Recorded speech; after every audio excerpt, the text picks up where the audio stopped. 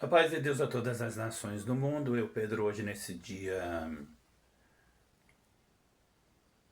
12 de agosto de 2025, para falar desse vídeo a respeito de Paulo, que quando Paulo estava indo para caminho de Damasco, Jesus apareceu já ressuscitado como uma luz bem forte no caminho de Damasco e fez Paulo ficar cego durante 3 dias. Então, essa palavra que eu, Pedro, estou pondo nesse vídeo será sobre os 14 anos que Paulo levou para depois voltar para a cidade de Jerusalém. Esse vídeo que vocês estão vendo é quando Israel bombardeou o palácio de defesa de Damasco, a capital da Síria, no dia 16 de julho desse ano 2025. Continuem no vídeo.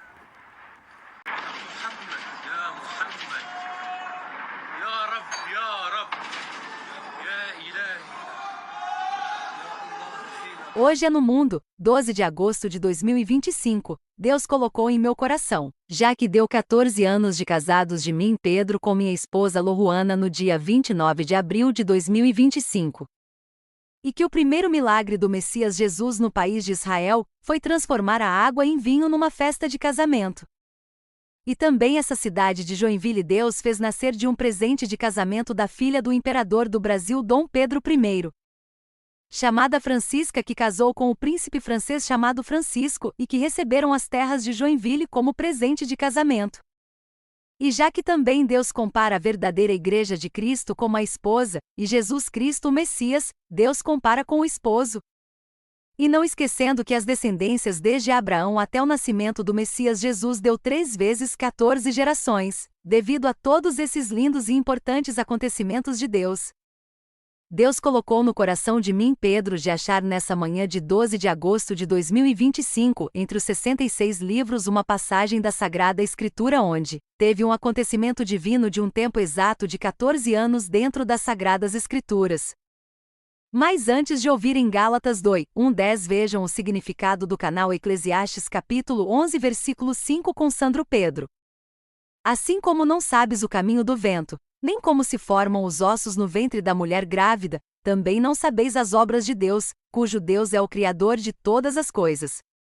Gálatas 2:1-10. 14 anos depois, subi novamente a Jerusalém, dessa vez com Barnabé, levando também Tito comigo. Fui para lá por causa de uma revelação e expus diante deles o evangelho que prego entre os gentios, fazendo-o, porém, em particular aos que pareciam mais influentes, para não correr ou ter corrido inutilmente. Mas nem mesmo Tito, que estava comigo, foi obrigado a circuncidar-se, apesar de ser grego. Essa questão foi levantada porque alguns falsos irmãos infiltraram-se em nosso meio para espionar a liberdade que temos em Cristo Jesus e nos reduzir à escravidão. Não nos submetemos a eles nem por um instante, para que a verdade do Evangelho permanecesse com vocês. Quanto aos que pareciam influentes, o que eram então não faz diferença para mim. Deus não julga pela aparência, tais homens influentes não me acrescentaram nada. Ao contrário, reconheceram que a mim havia sido confiada a pregação do Evangelho aos incircuncisos, assim como a Pedro aos circuncisos. Pois Deus, que operou por meio de Pedro como apóstolo aos circuncisos, também operou por meu intermédio para com os gentios. Reconhecendo a graça que me fora concedida, Tiago, Pedro e João, tidos como colunas, estenderam a mão direita a mim e a Barnabé em sinal de comunhão. Eles concordaram em que devíamos nos dirigir aos gentios e eles aos circuncisos. Somente pediram que nos lembrássemos dos pobres, o que me esforcei por fazer. A paz de Deus a todas as nações. Sou Sandro Pedro, aqui do canal Eclesiastes 11:5. Hoje para falar sobre a história de Paulo, onde Paulo era um fariseu, sacerdote daquele tempo, daqueles fariseus, sacerdotes de Jerusalém, que perseguiram Jesus, entregaram o Messias Jesus para os romanos o matarem. Mas teve um tempo que, já como ele perseguia os cristãos que falavam da palavra de Jesus, o Messias, Jesus apareceu a caminho de Damasco a Paulo e o deixou cego 3 dias. Então o próprio Deus e o próprio seu Filho Jesus também chamaram Ananias para aparecer onde Paulo estava e recobrar, curar a ele da sua cegueira, que estava 3 dias cego. E Deus o fez pregador da sua palavra, as palavras do Messias Jesus, para também todas as nações da terra, como hoje se vê. Vejam a história de Paulo. Atos dos Apóstolos 9, 19. Enquanto isso, Saulo ainda respirava ameaças de morte contra os discípulos do Senhor. Dirigindo-se ao sumo sacerdote, 2 pediu-lhe cartas para as sinagogas de Damasco, de maneira que caso encontrasse ali homens ou mulheres que pertencessem ao caminho, pudesse levá-los presos para Jerusalém. 3 Em sua viagem, quando se aproximava de Damasco, de repente brilhou ao seu redor uma luz vinda do céu. 4 Ele caiu por terra e ouviu uma voz que lhe dizia: Saulo, Saulo, por que você me persegue? 5 Saulo perguntou: Quem és tu, Senhor? Ele respondeu: Eu sou Jesus, a quem você persegue. 6 Levante-se e entre na cidade, alguém dirá o que você deve fazer. 7 Os homens que viajavam com Saulo pararam emudecidos, ouviam a voz, mas não viam ninguém. 8 Saulo levantou-se do chão, e abrindo os olhos, não conseguia ver nada. E os homens o levaram pela mão até Damasco. 9 Por 3 dias ele esteve cego, não comeu nem bebeu. 10 Em Damasco havia um discípulo chamado Ananias. O Senhor o chamou numa visão: Ananias. Eis-me aqui, Senhor, respondeu ele. 11 O Senhor lhe disse: Vá à casa de Judas, na rua chamada Direita, e pergunte por um homem de Tarso chamado Saulo. Ele está orando. 12 Numa visão viu um homem chamado Ananias chegar e impor-lhe as mãos para que voltasse a ver. 13 Respondeu Ananias: Senhor, tenho ouvido muita coisa a respeito desse homem e de todo o mal que ele tem feito aos teus santos em Jerusalém. 14 Ele chegou aqui com autorização dos chefes dos sacerdotes para prender todos os que invocam o teu nome. 15 Mas o Senhor disse a Ananias: Vá, este homem é meu instrumento escolhido para levar o meu nome perante os gentios e seus reis, e perante o povo de Israel. 16 Mostrarei a ele quanto deve sofrer pelo meu nome. 17 Então Ananias foi, entrou na casa, pôs as mãos sobre Saulo e disse: Irmão Saulo, o Senhor Jesus, que apareceu no caminho por onde você vinha, enviou-me para que você volte a ver e seja cheio do Espírito Santo. 18 Imediatamente, algo como escamas caiu dos olhos de Saulo, e ele passou a ver novamente. Levantando-se, foi batizado. 19 E depois de comer, recuperou as forças. Saulo passou vários dias com os discípulos em Damasco. Nesse dia 12 de agosto de 2025, esse foi o vídeo de Paulo, que era fariseu, sacerdote fariseu de Jerusalém, e perseguia os cristãos e até matavam. E Jesus apareceu a Paulo quando Paulo estava a caminho de Damasco, com a intenção de perseguir cristãos. Então Jesus apareceu numa luz forte, vindo do céu, a caminho de Damasco para Paulo, onde Paulo ficou cego 3 dias. Então, Deus apareceu, mostrou uma visão a Ananias, para que Ananias fosse falar com Paulo. Apesar de Ananias ter ficado com medo, Deus falou para ele ir, porque Deus falou que Paulo seria um grande instrumento nas mãos de Deus para profetizar as palavras de Jesus para todas as nações do mundo. Então, depois de Paulo convertido e falar da palavra de Jesus a muitos, depois de 14 anos exatos, Paulo resolveu voltar para a cidade de Jerusalém. Então eu, Pedro, quis achar algo no meio dos 66 livros da palavra de Deus, que falava sobre 14 anos exatos, e coincidiu nessa passagem bíblica que depois de 14 anos Paulo voltou para a cidade de Jerusalém com Tito e Barnabé. Tito, que era grego, e como eu, Pedro, já vos falei, o meu nome Sandro é de origem grega e italiana, e o meu sobrenome Pedro, esse sobrenome profético também é de origem grega. E que Deus abençoe a todas as nações, e não esqueçam que assim como Jesus morreu numa sexta-feira e ressuscitou no terceiro dia, se cumprindo o livro de Oséias, capítulo 6, versículos de 1 a 3, assim como no terceiro dia Jesus ressuscitou, também eu, Pedro, assim como Deus abriu os olhos de Paulo 3 dias depois, e 14 anos depois Paulo foi para Jerusalém, assim como depois que Paulo teve os olhos recuperados por Deus, ele olhou para Jerusalém, assim eu, Pedro. Depois que Jesus ressuscitou no terceiro dia, eu, Pedro, também estou com os olhos no alvo, que é Jerusalém. A cidade de Jerusalém não gostará muito disso, nem as nações, mas que seja feita a vontade de Deus. Hoje, 12 de agosto de 2025.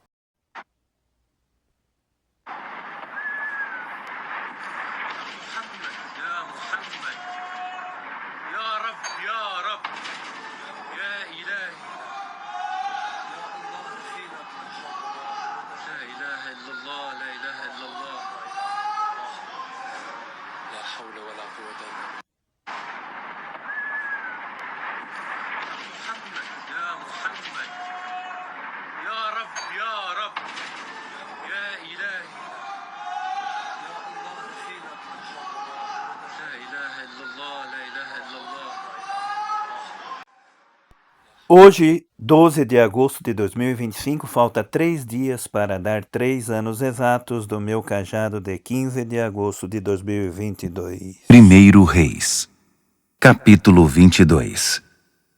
Durante 3 anos não houve guerra entre a Síria e Israel. No terceiro ano, Josafá, rei de Judá, foi encontrar-se com o rei de Israel. O rei de Israel disse aos seus oficiais: "Vocês sabiam que Ramote Gileade nos pertence e que não estamos fazendo nada para tomá-la do rei da Síria?" Ele se virou para Josafá e disse: "Você gostaria de me acompanhar na batalha para recapturar Ramote Gileade?" Josafá respondeu: "Sem dúvida, conte comigo para o que for preciso. Minhas tropas são suas tropas e meus cavalos, seus cavalos." Ele fez apenas uma ressalva: "Antes de qualquer coisa, consulte o Eterno a respeito do assunto." O rei de Israel reuniu cerca de 400 profetas e lançou a pergunta: "Devemos ir atacar Ramote Gileade ou não?" Eles disseram: "Vão! O Eterno a entregará nas mãos do rei." Mas Josafá insistiu: "Há mais algum profeta do Eterno aqui a quem possamos consultar?" O rei de Israel disse a Josafá: "Na verdade há mais um, mas não gosto dele. Ele nunca diz nada de bom a meu respeito. Só prevê destruição e calamidade. É Micaías, filho de Imlá." Josafá disse: "O rei não deve falar assim de um profeta." Então o rei de Israel ordenou a um dos seus oficiais: "Vá buscar Micaías, filho de Imlá." Enquanto aguardavam, o rei de Israel e Josafá estavam sentados no trono, vestidos em trajes reais diante dos portões da cidade de Samaria. Todos os profetas profetizavam diante deles. Zedequias, filho de Quenaaná, tinha feito um par de chifres de ferro e anunciava: "Assim diz o Eterno, com esses chifres você ferirá os arameus até não sobrar nada." Todos os profetas clamavam: "Amém! Ataque Ramote Gileade! É vitória na certa! O Eterno a entregará em suas mãos." O mensageiro que foi chamar Micaías disse ao profeta: "Todos os profetas estão apoiando o rei. É bom que você também diga sim a ele. Mas Micaías disse: assim como vive o Eterno, direi o que o Eterno disser. Quando Micaías se apresentou, o rei perguntou ao profeta: então, Micaías, devemos atacar Ramote e Gileade ou não? Ele respondeu: vá em frente, é vitória na certa. O Eterno a entregará em suas mãos. O rei disse: quantas vezes já pedi a você que falasse apenas a verdade para mim? Micaías disse: então está bem, já que insiste, lá vai. Vi todo Israel espalhado sobre os montes como ovelhas sem pastor. Ouvi o Eterno dizer: esses não têm quem diga a eles o que fazer. Voltem para casa e façam o melhor que puderem por vocês mesmos. O rei de Israel virou para Josafá e disse: você viu? Eu não disse que ele nunca fala nada de bom a meu respeito, só me dá notícia ruim? Micaías continuou: não terminei ainda. Ouça a palavra do Eterno. Vi o Eterno em seu trono, e todos os anjos do exército celestial ao seu redor, à direita e à esquerda. O Eterno perguntou: como poderemos enganar Acabe para atacar Ramote e Gileade? Alguns diziam uma coisa, outros diziam outra. Até que um anjo deu um passo à frente, pôs-se diante do Eterno e disse: eu o enganarei. O Eterno perguntou: de que maneira você o enganará? O anjo respondeu: é fácil, farei que todos os profetas mintam. O Eterno disse: se você acha que consegue enganá-los, vá em frente e seduza-o. E foi o que aconteceu. O Eterno pôs um espírito mentiroso na boca de todos estes seus profetas. Mas foi o Eterno que decretou essa calamidade. No mesmo instante, Zedequias, filho de Kenaná, deu um murro no nariz de Micaías e disse: desde quando o Espírito do Eterno me abandonou e se apossou de você? Micaías disse: você logo saberá. Você descobrirá quando estiver apavorado, procurando um lugar para se esconder. O rei de Israel disse: levem Micaías daqui. Entreguem-no a Amon, juiz da cidade, e a Joás, filho do rei, com este recado: o rei mandou pôr este homem na cadeia. Ele deve ser tratado com pão e água até que eu volte em paz. Micaías disse: se você voltar inteiro, é porque não sou o profeta do Eterno. Disse ainda: quando acontecer tudo isso, ó povo, lembre-se de quem vocês ouviram isso. O rei de Israel e Josafá, rei de Judá, atacaram Ramote e Gileade. O rei de Israel disse a Josafá: use seu traje real. Eu vou me disfarçar e entrar na guerra. E o rei de Israel entrou disfarçado na guerra. O rei da Síria tinha ordenado aos 32 comandantes dos carros de guerra: não se preocupem com os soldados, quer sejam fortes, quer fracos. O alvo de vocês é o rei de Israel. Quando os comandantes dos carros viram Josafá, disseram: ali está ele, o rei de Israel. E foram atrás dele. Mas Josafá gritou, e os comandantes perceberam que estavam perseguindo o homem errado. Desistiram de persegui-lo, porque não era o rei de Israel. Naquele momento, um soldado lançou uma flecha sem alvo específico contra o exército, e ela atingiu o rei de Israel nas juntas de sua armadura. O rei disse ao condutor do carro: dê meia volta! Tire-me daqui, porque estou ferido! A batalha foi intensa o dia inteiro. O rei assistia ao combate escorado no seu carro. Ele morreu naquela noite. O sangue do ferimento formou uma poça no carro. Ao pôr do sol, ouviram-se gritos entre a multidão: vamos embora! Voltem para casa! O rei morreu! O rei foi levado para Samaria e ali foi sepultado. Os soldados levaram o carro dele no tanque de Samaria, no qual as prostitutas da cidade se banhavam, e os cachorros lamberam o sangue do rei, como o Eterno tinha anunciado. O restante da vida de Acabe e tudo o que realizou, a construção do palácio de marfim, as cidades que fundou e o sistema de defesa que construiu, estão registrados nas crônicas dos reis de Israel. Ele foi sepultado no túmulo da família, e seu filho Acasias foi seu sucessor. Josafá, filho de Asa, começou a reinar em Judá no 4º ano de Acabe, rei de Israel. Josafá tinha 35 anos de idade quando começou a reinar, e reinou 25 anos em Jerusalém. Sua mãe se chamava Azuba, filha de Sili. Ele continuou nos caminhos de seu pai Asa, sem se desviar, e agradou ao Eterno. Mas não eliminou os altares das religiões pagãs que promoviam a prostituição. O povo continuou orando e oferecendo sacrifícios nesses altares idólatras. Ele mantinha um bom relacionamento com o rei de Israel.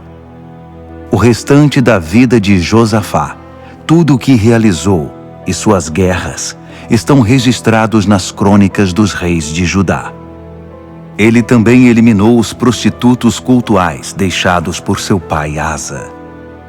Durante seu reinado, Edom não tinha rei, apenas um governador. Josafá construiu navios de alto mar para trazer ouro de Ofir, mas os navios nunca chegaram lá. Naufragaram em Ezion-Geber.